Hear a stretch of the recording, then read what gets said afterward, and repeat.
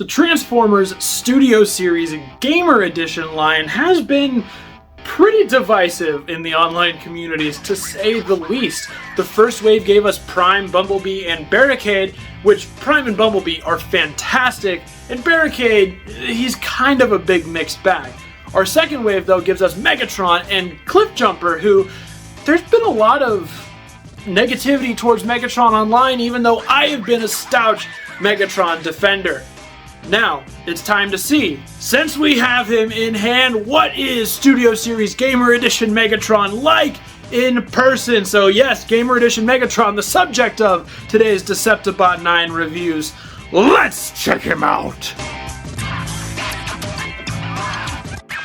How's it going, everyone? Deceptibot 9 here, and thank you, as always, for coming to another episode of Deceptibot 9 Reviews. Before we check out Megatron, I'd like to ask, if you like what you see, go ahead, hit that like button. Plus, if you aren't already subscribed, go ahead, hit the subscribe button as well already. Megatron demands it. Plus, if you want to find me anywhere else on the internet, all of my social links are in the description down below. Don't forget to go ahead and share, hit that notification bell, all that fun YouTube algorithm stuff if you like my content. So, without further ado, let's go ahead, drop it down to the review station, and take a look at Studio Series Gamer Edition Megatron. Alright, and here we are with a closer look at the Studio Series Gamer Edition Megatron, and I am super excited to finally have this guy because this is one of my all-time favorite Megatron designs and Megatron depictions in all of the franchise history. So it's great to have the Studio Series here version finally. There are, though, a few things about it that I do not like, and we will get to that, of course. So let's go ahead first and take a closer look at the details on Megatron. Alright, coming up first here, we'll take a look at the head sculpt, which I do think the head sculpt itself looks tremendous. I think it does look really, really solid. Although I will say it does look, if you look at it kind of this way, it does look a little on the smaller side. I wish it was a little bit bigger, just to help some of those details pop and get some of this sort of nice detail, because it looks really nice. I love the way the red eyes are popping in there through the black paint, behind the gray. You get the little black streaks and the Decepticon symbol logo right there, even though there's no actual symbol there because so small. He's got the purple streaks down his face. He's got a nice big scowling grimace, which is typical for this Megatron, and of course the big bucket head done up in all gray. Yeah, I mean, it looks great. It's just, I think it needs to be a little tiny bit bigger. That's been one of my qualms ever since he was revealed, but in hand especially, I feel like the head needs to be a little bit bigger. Chest here looks absolutely tremendous. I love all of the molded detail here on the sides. It's done up in all gray, and of course we get the red painted section here on the chest, the black grooves, and the purple highlights with a little bit of detail molded in there. Decepticon symbol there on the chest. If we look at the arms, this side here obviously has got the little front of the tank piece sort of sticking up on the top. You can see all the molded lines and panels here going on, which is great. I do love the way all those look. And we come to the lower arm here, done up in red and gray. You got a little flap on the inside there, and the spikes coming off on this side. I love the way his arms look in this model. And the hand here is just molded all up in the sort of silver, or not silver, I can't tell colors, gunmetal gray and stuff happening there. This arm is slightly different. We get the red here with the vent parts, and we get the sort of scope pieces that I'm pretty sure that they are on him on that spot in the game. I would have to double check, but these parts also feel like they belong on the cannon because these are right here in the tank mode, which we'll look at in a bit, but they definitely need to be on the cannon. We'll talk about the cannon a little bit more when we get to accessories, but yeah, you can see it all. Nice, shiny, black, glossy cannon, yada, yada, yada. Hand here, more molding and stuff going on the arm, done up in all gray. If we look here at his waist, you get the more gray, a little bit of detail here, more of the purple, which looks tremendous there. And the legs, you can see the legs, there's molded detail up here on the gray sections of the thighs, and these bigger sections of the leg are done up in that same sort of gunmetal-y gray color as the fists, with a little bit of purple highlights and molded sections going on down there. The feet done up in all gray. I do think the legs could use a little bit more paint to help them pop a little bit more, sort of like how the chest looks. I do like that there is the purple there on the knees, but I feel like there needs to be a little bit more besides that purple and the silver. And if we look at the back, this is probably the most disappointing... Whoops. He popped his hand out. The most disappointing part of the figure, because the backs in the War for Cybertron games are always so eloquently designed, because you are looking at the character's back all the time. I remember hearing the designers talking about that at one point, of the designers of the games talking about that at one point in an interview long time ago, how they really wanted to focus on having the back look really nice and how all those pieces moving, because that's what you're looking at all the time. And I know that toy to game is slightly different, so of course, you know, when you're looking at the toy, you're looking at this side. You're not going to care as much about the back side. Same problem that has with Optimus Prime and Bumblebee. And Barricade got it actually, you know, pretty decently right, so I wish some of these other ones could get it. I guess Bumblebee's is pretty close too. His is just the back of his vehicle mode, and so they pulled that off. So Prime and Megatron needed a little bit more work on the back, but I do like how this transformation thing works, and we'll get to that, of course. But yeah, I mean, there's the details on Megatron. I do think he looks really solid. Could use with a few more paint apps, which is kind of a standard on some of these figures these days. The head needs to be a little bit bigger, and yeah, I think also, I'll mention it here, but we'll kind of talk about it in comparisons later too. I think he is just slightly on the too small side when we're talking about scale, because when we talk about scale, we'll look at him next to Optimus Prime. He is the same size, if not a little bit smaller than Optimus Prime, and I would need to double check my game models to see you know, if that's actually the case, but I feel like Megatron should never be smaller than Optimus Prime. That's just a personal preference. But anyway, that's about it for the details on Gamer Edition Megatron here. So why don't we go ahead and talk his accessories. So yes, of course, we saw in the turnaround, he does come with, of course, his fusion cannon and his big old mace. We'll talk about the mace first here, because I think this is done very, very well, very similar to Optimus Prime's axe. This thing looks tremendous. It's big and it's mean and it's scary, and it looks very much like how it does in the game.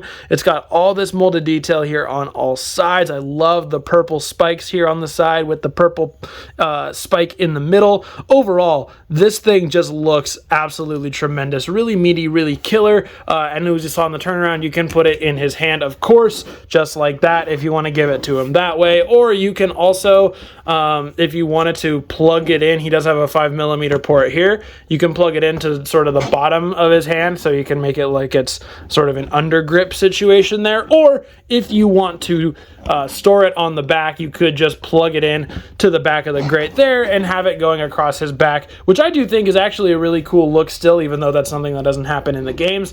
That is a really, really neat look, and I absolutely love that. And then we will talk the fusion cannon. The fusion cannon here, honestly, is so disappointing. This should have been done so much better, because it looks so bland and so boring, and it looks really small in comparison, in my opinion, to how it should look and how I remember it looking in the game. So yeah, I mean, it's done up in it's molded in gray plastic, painted up all in a nice shiny silver. The front of the cannon, I mean, looks pretty decent. It's got nice molded detail there. Of course, has the little side sections going on there. There's no purple paint or anything here on the front. There is a 5mm port for blast effects and whatnot to come out, which is good, but it's just so small and it's so measly. There's a 5mm port here on the back, because of course he's a War for Cybertron trilogy figure, or War for Cybertron game character figure, so he can do the whole gun swap thing, which I do love. I still will always love this gimmick. And just so you can see, you know, you can take it, and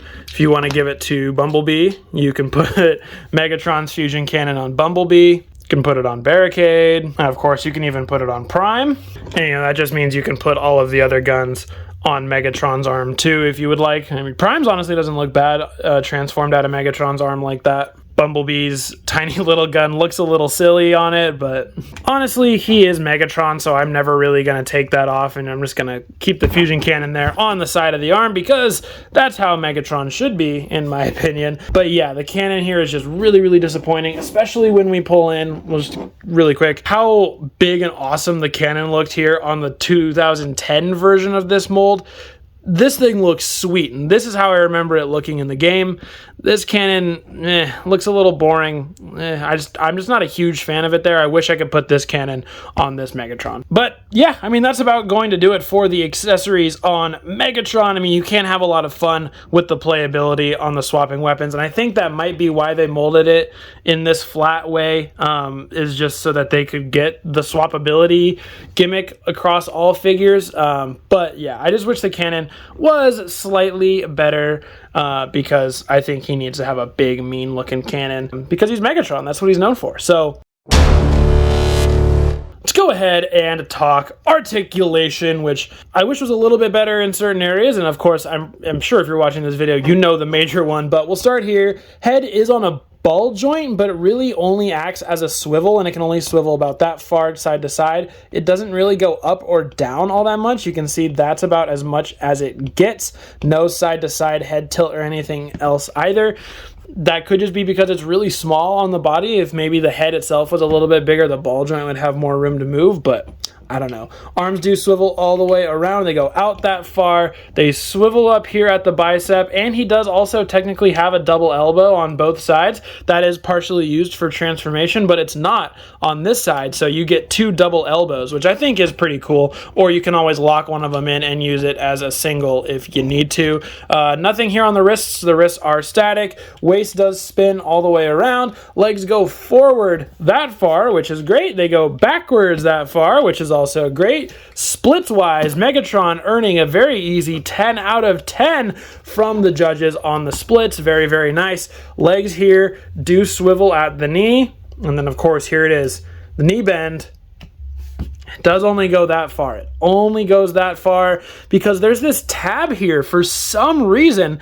And honestly, even looking through the instructions and everything, I have no idea what this tab is for. This is not used in transformation. It's not used to lock anything in the vehicle mode. It just seems like right now it serves to block the knee articulation for some unknown reason. I have no idea why they decided to do that. Luckily, it is pretty easy to just shave down or chop off, but we shouldn't have to do that because that shouldn't even just be there. That should be one round piece. I don't know why they did it like that. Oh well. I guess I'll have to go in and fix that. Feet here are on a hinge, or a swivel, I guess, so you can tilt them side to side a little bit. Toes also can bend down just due to transformation. So, yeah, I mean, he's decently posable. It's not like absolutely terrible, but not really fantastic articulation either. You can get him into some pretty standard solid Megatron looking poses if you want to, but just might take a little bit of extra work. So yeah, that's Megatron articulation. Let's go ahead and show off some comparisons. All right, here he is with the 2010 Generations War for Cybertron Megatron, which is a great figure, and I did pick up only maybe about half a year ago, and he's phenomenal. But yeah, you can really see, honestly, they're fairly similar-ish in size. This Megatron's only slightly bigger. This one's got a nice bigger head, which I enjoy. He does do the back a lot better, which I do like as well. I think they both have their merits. They both have their ups and downs. Obviously, the arms on this one and the colors overall are more accurate on the Studio Series, but this one I like just a little bit of the detail, like on the back. The head's a little bit bigger, the cannon's a little bit better. So, yeah, I mean, it's up to you on which one you want to go with, or if you want to have both like me. All right, here is Studio Series Gamer Megatron with the 2 deluxes so far, because I don't have Cliff Jumper quite yet, but Cliff Jumper is the same size as Bumblebee, so whatever. And this is where, I mean, I think Megatron here is a little too small. Either that or Barricade is still way too big. I talked about that in my Barricade review too. But I don't think Barricade should be this big in comparison to Megatron. Megatron definitely feels like he needs to be bigger. And here he is with Gamer Prime, and again, this is what I'm saying. Megatron, like, these guys are about the same height when you take in Prime's head fins, but Prime is also, like, way wider and bulkier than Megatron, and I like with this build of Prime, this Megatron needs to be a leader class, honestly, because I don't ever believe that this Megatron could beat this Optimus Prime in a fight. But yeah, so you can see the size comparison there. I still think Prime is probably the best of the Gamer Edition figures, and you can see how these two would face off against each other. Alright, that's going to be enough of the Megatron robot mode, so let's go ahead and get him transformed up into his tank mode.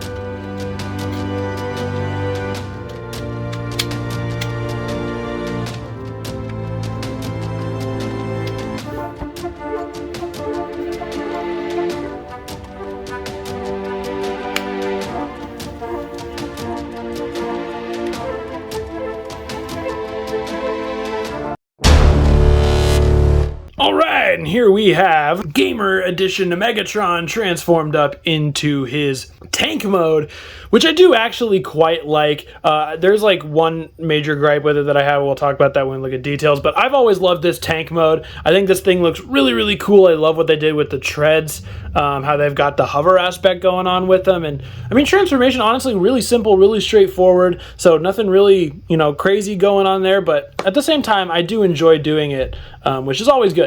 You always want to enjoy the transformation. And this is what I mean about these little things like on the back of the shoulders. I do remember them being there on the actual model, but they also belong on the cannon, I think, just in my opinion, and some extra detail like that would help the cannon pop. I think the cannon looks better here in tank mode, actually. It does feel like it was fit more for this mode rather than for the robot mode. So, I guess you win some, you lose some. But let's go ahead and check out the details on this guy now that he's transformed up into his tank mode.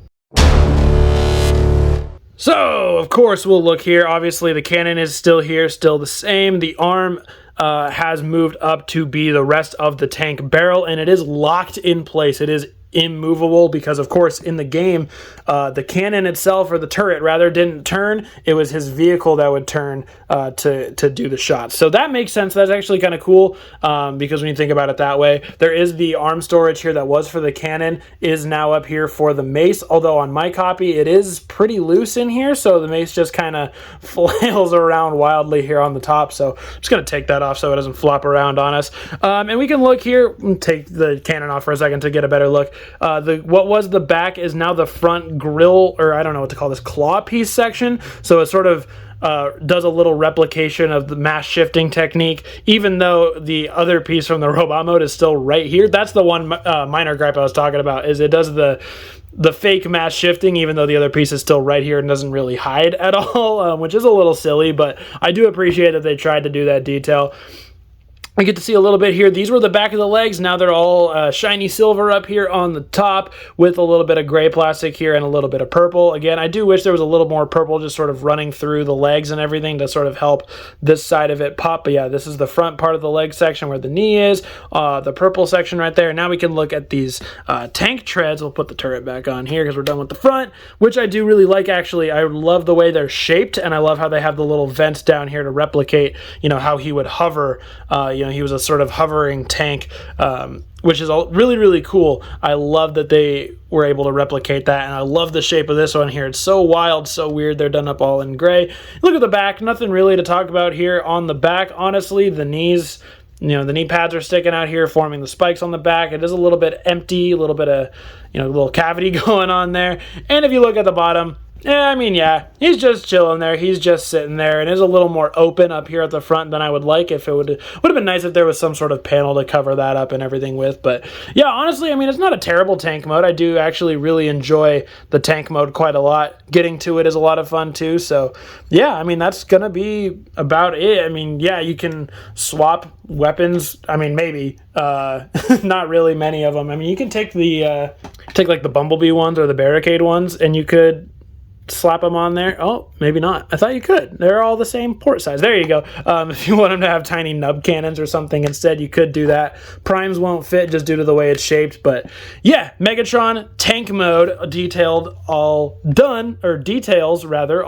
So let's go ahead and look at a couple alt mode comparisons now. All right, here's the Gamer Edition with the original 2010 Generations version, and yeah, I mean, you can see they're both, you know, fairly different with their shaping. I do have to say, I think I like the shape of the Voyager Gamer Edition one a little bit more, but I will give it that, and the colors and everything. I think this one just looks nicer. I will give this one that it does have obviously a better looking cannon, which you talked about in robot mode, but it did also try to replicate the feature of you can have the hovering treads like that, or you could flip them up and you could also just be on the ground rolling wheels, which is, you know, that was fun because that was a big point of these vehicles in the games, was they could swap back and forth like that. So I do like that they tried to emulate that, but yeah, I think overall I prefer this one in tank mode for sure. Here he is with the Gamer Edition Deluxes. Here's Bumblebee. Obviously, this scaling seems pretty fine. Megatron is a lot bigger than Bumblebee here in the vehicle mode, but Bumblebee compacts up very, very well into a tiny little vehicle. But then, yeah, here's where, again, I don't know if this is just Barricade being way too big or Megatron being on the smaller side, but Barricade's vehicle mode and Megatron's vehicle mode are the same size. I just think that's a little nuts, right? I think Barricade is probably slightly too big, but also I do think Megatron is too small. So you can see that there. And one last one. Here he is with Prime, and yeah, Prime is trumping him here in size. Prime is way bigger than Megatron here in alt mode size. I definitely feel like maybe Megatron should have been a leader instead so he could be bigger, have more mass, but there it is. All right, so that's going to about do it for my closer look at the Studio Series Gamer Edition Megatrons. So let's go ahead and blast our way back up to me for my final Megatron thoughts. All right, so what are my final thoughts on Gamer Edition Megatron here? Well, I don't think he's bad. I don't think he's terrible at all. There are a couple things on him that do slightly annoy me, one of which the knee tabs. I don't know why they did it that way. And overall, I just think and the cannon. Absolutely do not like the cannon whatsoever, but I just think also overall he is a little smaller than he deserves to be. I think he needs to be a little bit bigger, have a better cannon, but I think he's way better than the Barricade, and I think he's not nearly as good as Prime and Bumblebee, and probably to that extent Cliff Jumper. I do want to get Cliff Jumper because I love the Bumblebee mold, so I'll probably love Cliff Jumper too, but I am glad to have this Megatron, and honestly, it's kind of up to you whether you want to hunt down the original 2010 Generations Megatron, because he's not really that pricey. You could probably find him for maybe about the same, probably less. I got mine for like 10 bucks than this guy. Or if you want the brand new one, which I do think has a better paint job, better overall robot mode design with the exception of the head size, and a better tank mode, definitely go with the Studio Series. Plus, he's got a cool-ass mace. I mean, that thing rocks. Alright guys, that is going to do it for another episode of Deceptibot 9 Reviews. Thank you for watching all the way to the end. Go ahead and let me know what your thoughts on the Gamer Edition Megatron are in the comments down below. Are you going to skip him? Do you think he's overall not bad? Do you think he's terrible like Barricade? All that kind of stuff. Let's talk all things Studio Series Gamer Edition down below. And guys, that's the end. That's it. Thank you all for watching. I do really, truly appreciate it. As always, I have been your host, Deceptibot 9. Thank you, as always, for watching, and I will see you guys so very soon.